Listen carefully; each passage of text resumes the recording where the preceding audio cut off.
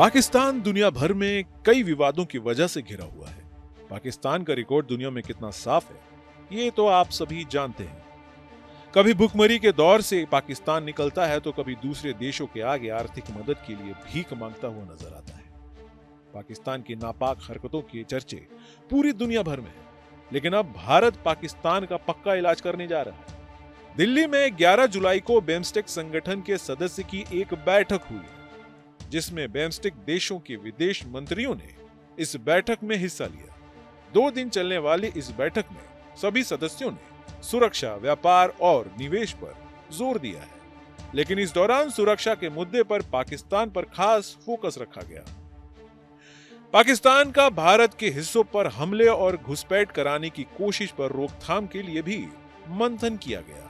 BIMSTEC 7 दक्षिण और दक्षिण पूर्वी एशियाई देशों का एक समूह है, जिसमें भारत के अलावा बांग्लादेश, भूटान, म्यांमार, नेपाल, श्रीलंका और थाईलैंड शामिल है।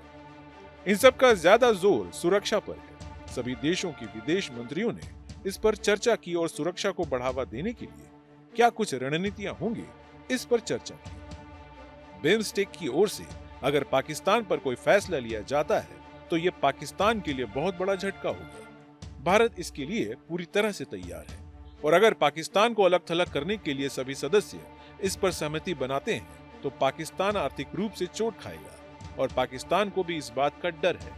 बिम्स्टेक की बैठक में पाकिस्तान का मुद्दा इसलिए भी गंभीर है क्योंकि इस संगठन का मुख्य उद्देश्य ही सीमा पर शांति बनाए रखने का है।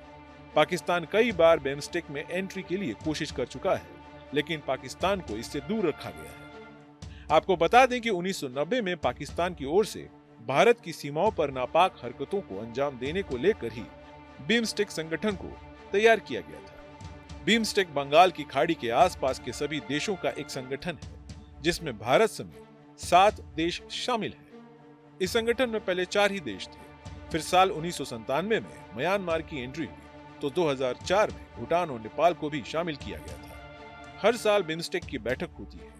यह अलग अलग देशों में आयोजित की जाती है। पिछले साल यानी 2023 में यह बैठक थाईलैंड में हुई थी। हालांकि इस बैठक में कई और मुद्दों पर भी चर्चा होनी बाकी है। Bureau report, team news nation.